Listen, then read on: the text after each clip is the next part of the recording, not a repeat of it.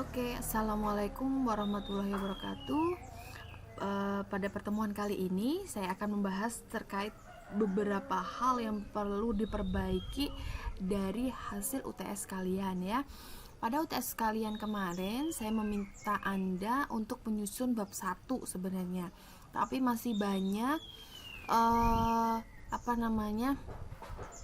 mahasiswa yang hanya nulis berapa baris seperti itu ya, dan juga tidak jelas apa sih kenapa melakukan penelitian itu, apa rumusan dari penelitian, tujuannya apa, itu tidak jelas. Dan tentunya agar sebuah latar belakang itu atau bab 1 itu bagus, tentu Anda harus ada yang namanya rujukan-rujukan seperti itu. Dan saya juga pernah membahas itu di video saya. Jadi untuk kedepannya ya, saya minta kalau misalkan tidak hanya cuma 1 atau 2 saja, saya tidak akan nilai untuk di UAS di UASnya. Jadi mohon maaf jika tidak lulus ya, karena Anda tidak serius untuk membuatnya gitu. Hanya beberapa saja yang benar.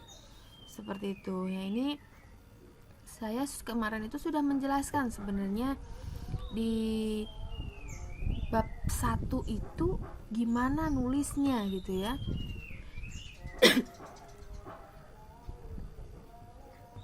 Nah, ini itu fenomena ini ada kalau Anda baca ya.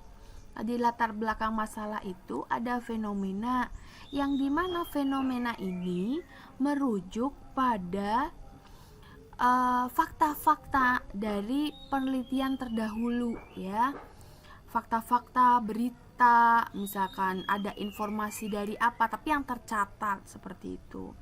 Setelah itu baru diceritakan, dan ceritanya terkait objek itu ya nggak hanya sedikit, hanya 1 baris gitu ya. Ya ini sedikitnya ada 4 atau 3 baris, deskripsikan lah secara jelas gitu. Jangan hanya latar belakang masalah atau pendahuluan cuman bab 1 itu cuma 1 lembar, kan aneh gitu kan, tidak lengkap gitu. Kemudian juga permasalahan juga dijelaskan dengan sejelas-jelasnya, apa yang menjadi permasalahan tersebut. Itu harus dijadikan gambaran yang sedetail-detailnya Anda jelaskan pada bab pendahuluan Anda. Kemudian ketertarikan Anda tuh mau ngapain dalam penelitian itu, nah ini Anda jelaskan. Kemudian baru apa sih teori atau solusi apa yang ingin Anda tawarkan untuk menyelesaikan masalah atau ketertarikan Anda terkait penelitian ini. Nah, kenapa kok pakai ini gitu? Ada alasannya, berdasarkan penelitian siapa-siapa. Nah, ini berdasarkan literatur review Anda. Anda menemukan bahwa beberapa penelitian itu sukses dengan cara yang ini, maka Anda mau melakukan cara yang sama seperti itu. Baru kesimpulan dari judulnya. Kemudian di rumusan masalah ini sering banget dan saya menemukan beberapa itu, ingat ya, kalau rumusannya ada 2, tujuannya juga 2. Kemudian manfaat juga harus jelas, untuk siapa dan siapa yang dapat manfaat itu harus jelas, dan ruang lingkupnya. Ini yang sering banyak salah ya. Jadi kalau rumusan masalahnya ada 2, maka tujuannya juga ada 2 seperti itu. Nah, Anda semakin banyak pada literatur review atau state of the art dari penelitian Anda, maka akan semakin rasional benar penelitian Anda itu kalau Anda menggunakan teori itu atau menggunakan pisau analisis itu seperti itu. Nah, ini tolong diperbaiki jika masih ada yang pokoknya yang nilainya di bawah 80, itu silahkan perbaiki ya. Kalau misalkan nanti kalian di Medlit ini tidak memperbaiki dan hanya cuman latar belakang masalah saya cuma satu paragraf seperti ini, dan nulisnya itu loh, kalian itu kan sudah semester berapa, sudah mau semester akhir gitu, nulisnya ini masa ke kiri semua gitu, kalah sama anak SD. Sekarang anak SD udah pintar karena banyak ngetik, banyak online gitu. Kalian kan sudah bertahun-tahun pakai komputer gitu kan. Tolong diperbaiki, jangan sampai nulisnya ke kiri semua. Atau misalkan copy paste, jelas banget itu copy paste, spasinya terlalu banyak. acak-acakan tulisannya. Saya nggak mau seperti itu. Pokoknya kalau saya nanti nemuin seperti itu lagi, saya tidak akan nilai, saya nolkan nilainya.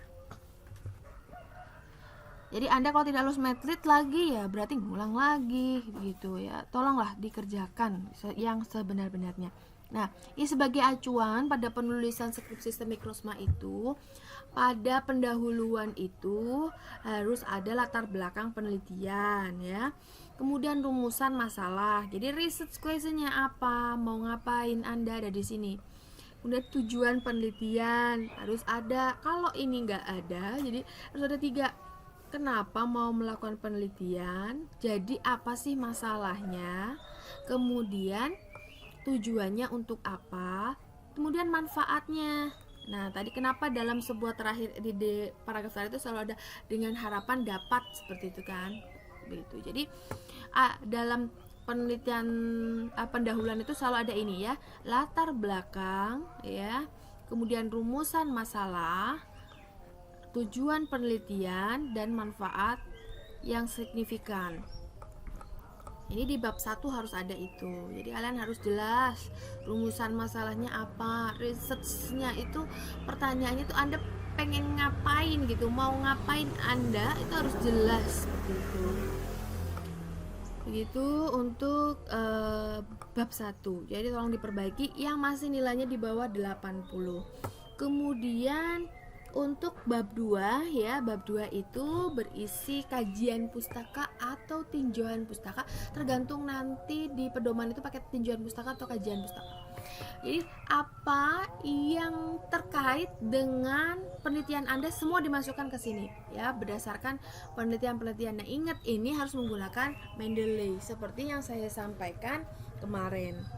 Jadi harus tinjauan pustaka ini sebenarnya menambah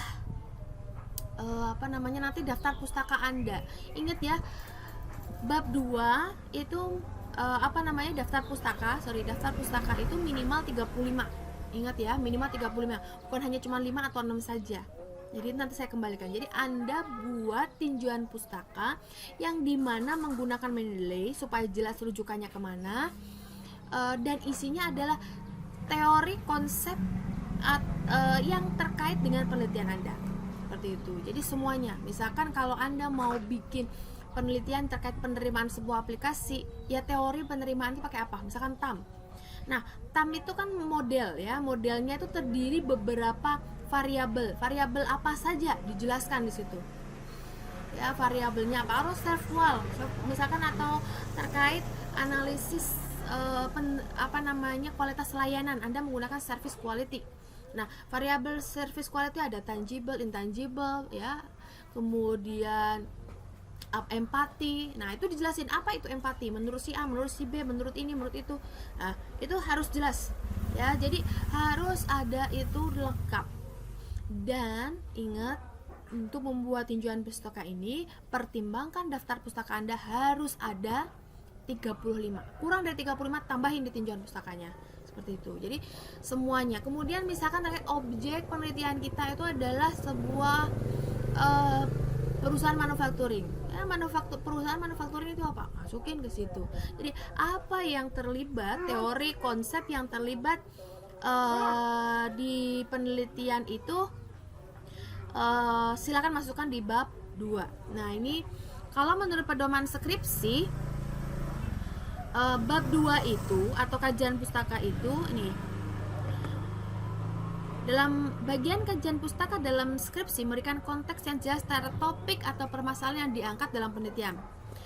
Pada prinsipnya, kajian pustaka ini berisikan hal-hal seperti berikut: konsep, teori, dalil-dalil, hukum, model, dan rumus-rumus utama serta turunan dalam bidang yang dikaji, penelitian terdahulu yang relevan dan bidang yang dengan bidang yang diteliti, termasuk prosedur, subjek dan temuannya, posisi teoritis peneliti yang berkenaan dengan masalah peneliti. Nah, dalam kajian pustaka itu, peneliti bisa membandingkan, mengontraskan, memposisikan kedudukan masing-masing penelitian yang dikaji melalui pengaitan dengan masalah yang sedang diteliti.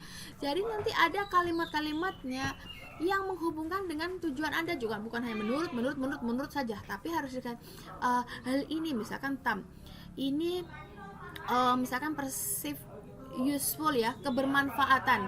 Nah, kebermanfaatan itu memang benar berhubungan dengan penerimaan sebuah aplikasi. Nah, oleh sebab itu kebermanfaatan ini menjadi ukuran dari penelitian apa tadi, misalkan penerimaan OVO ya. Nah, jadi ukuran penerimaan aplikasi OVO gitu. Itu harus ada jelas di dalam kajian pustaka, itu harus direlevansikan dengan dengan apa yang diteliti seperti itu. Nah, kemudian dalam bab 2 itu juga harus ada penelitian yang relevan, biasanya di yang terakhir nih ya. Nah, penelitian terdahulu yang relevan, penelitian terdahulu yang relevan.